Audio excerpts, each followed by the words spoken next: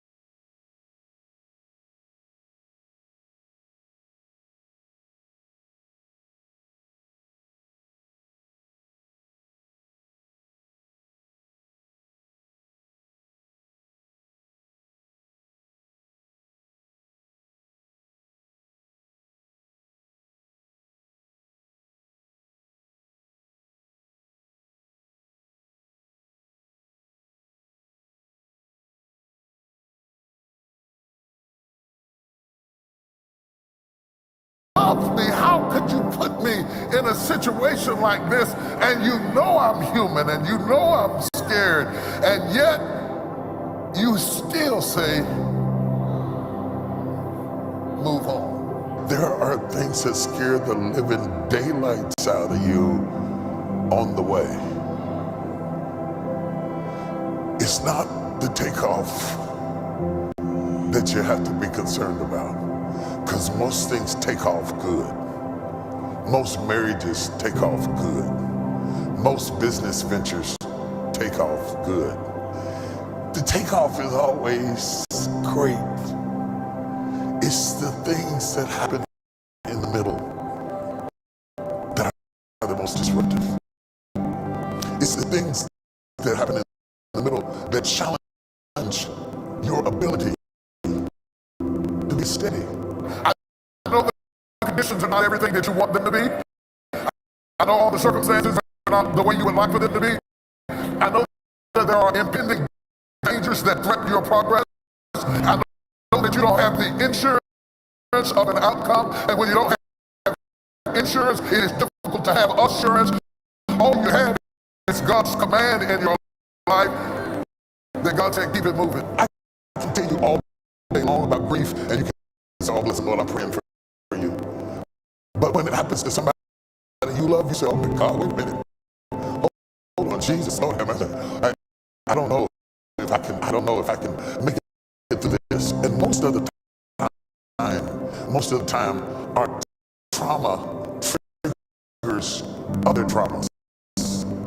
And our reaction to the trauma is compounded by the other things that happen along the way. And there you are in a crisis, in a storm, and you're trying to get to the other side. I'm trying to get there. I don't know about you, but I'm trying to get there. Wherever there is, wherever God has predestined for me to go. I want you to notice that He determined the end from the beginning. He said, let us cross over to the other side before they ever even started. He knew where He wanted to go. He knew where He wanted you to go before He formed you in your mama's belly. He knew what He had predestined for you to do before you ever took your first day at school. And your mama walked you down to the bus station trying to make sure you had your pants on straight, your lunch money in your pocket, or your lunch satchel. Before all of that stuff ever even started, He had predestined for you to go to a place. But in the process of getting there, storms arise. My daughter texted me and she said, one of the things that I admire about you is that you're never afraid to be a sophomore again. You know, she has a way of saying stuff that takes you into deep thought. A sophomore again, that you're not afraid to recreate yourself, that you're not afraid to be adventurous, that you're not afraid to be back at one again, like 1, 2, 3, 4, 5, 6, 7, 8, 9, 10, 11 is one again on the next level. 21 is one again on the next level. 31 is one again on the next level. 41 is one again on the next level. 51 is one again on the next level. 61 is one again on the next level. And some people don't grow because they're not willing to give up the 10 to be one again.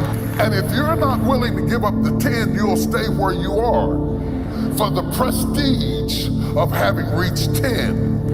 And not willing to go back to one again, you fail to grow to what your capacity was meant to be, because you don't want to be a sophomore once you've been a senior.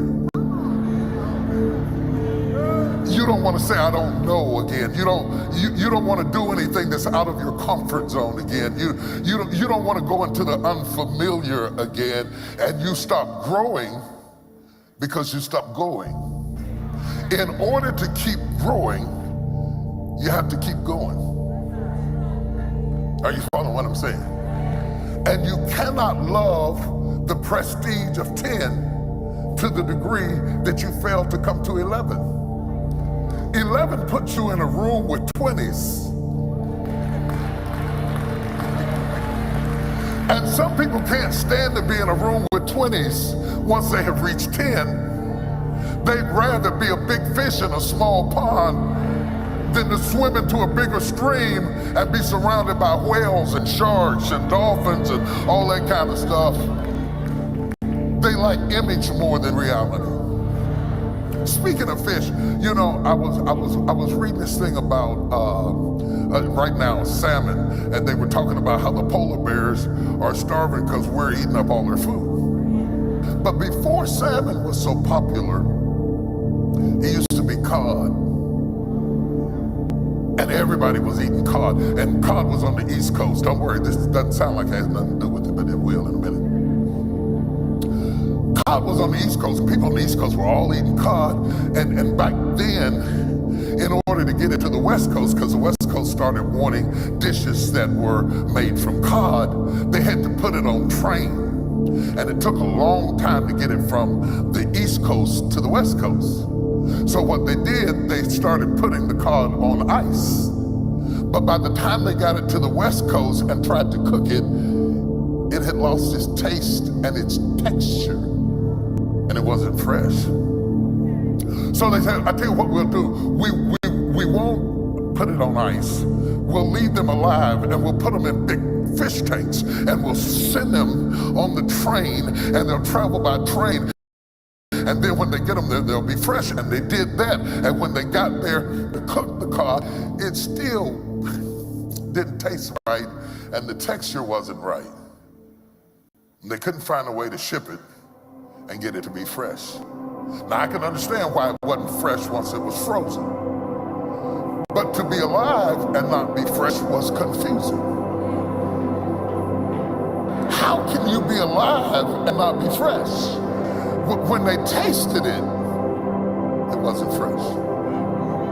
So in a last-ditch effort to try to fix the problem, they decided to put some catfish in the tank.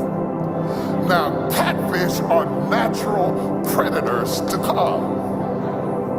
And putting a few catfish in the tank meant that all the while they were traveling, the cod had to be on the run. And when they finally got them there this time, now they were still fresh. Because in order for the cod to be fresh, it had to be in an environment of catfish. The Lord knows exactly what kind of catfish to put in your life to keep you fresh. And even though fresh means being uncomfortable, and even fresh means being on the run, and being fresh means that you're being chased, Pharaoh was Israel's catfish.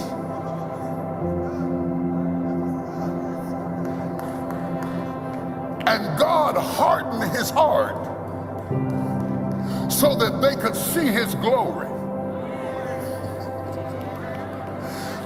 And he created the situation to put them in a predicament that they couldn't get out of, so that they would know that it's not by might nor by power, but by my spirit, saith the Lord, that brings you out of every dungeon, every trap, every device that the enemy comes up against you. If you didn't have opposition, you would think you got there by yourself. But thank God for the catfish that lets you know. I know you've been praying for a tank with no catfish. But God uses the catfish to keep you fresh. And if you think about it in your life, all your life, you've had something chasing you. You don't really pray right until something is after you. You don't really seek his face until something is after you. You don't really call on his name until something is after you. You don't really reach your potential of greatness until something is behind you saying you gotta go all the way. You gotta finish that class. You gotta graduate. You gotta get your degree. You gotta open up that business. You gotta make this marriage work. You gotta get this stuff together. It's not because you're always so happy with things, but it's them dadgum catfish. The one thing that we all have in common, black or white, rich or poor, Democrat or Republican, short or tall, vegan or a foodie. I don't care what philosophy you choose to fly up under, the one thing I can guarantee you that all of us will face, male or female, is a storm. Single or married is a storm. Divorced or not is a storm. There is nobody you're going to meet or greet or fall in love with or fall out of love with that will avoid the fact that storms are built into God's plan for getting you to the other side. You have to know that he equipped you with a fire extinguisher and a life raft and an emergency exit and a door that moves and an automated system and a microphone, and so that even when you can't see him, you can hear him, and if you will follow his voice, you will get to the other side. I would like to submit for your consideration that you are not living until you have been living in a scary place. You don't know who you are until you've been in a scary place. You don't know what God can do until you've been in a scary place. You don't know what faith is until you've been in a scary place. You don't know how powerful your God is until you've been in a scary place. Some people, they can look like nothing bothers them. And you say, Lord, I wish I was more like them. Stop praying prayers where you wish you were more like people, because you can't tell what's going on inside of me by looking at my face. The truth of the matter is, I can look cool and still be frightened out of my wits.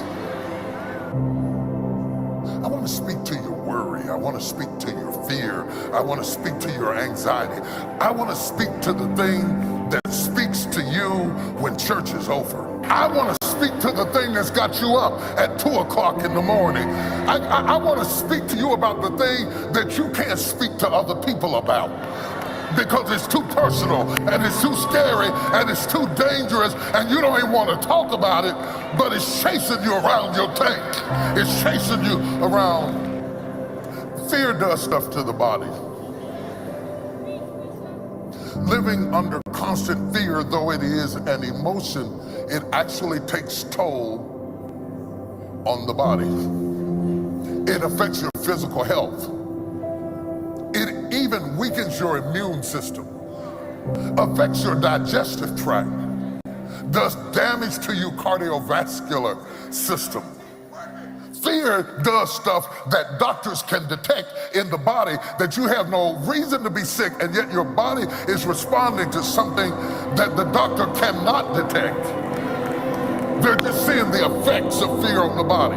Irritable bowel syndrome, all kinds of stuff happening to you. Decreased fertility because you're afraid, because your body is taking all of your blood and directing it toward fight or flight. Increasing your sight so you can see, and your legs so you can run. The blood that normally feeds your body and your functions is fleeing because you are in fight or flight mode.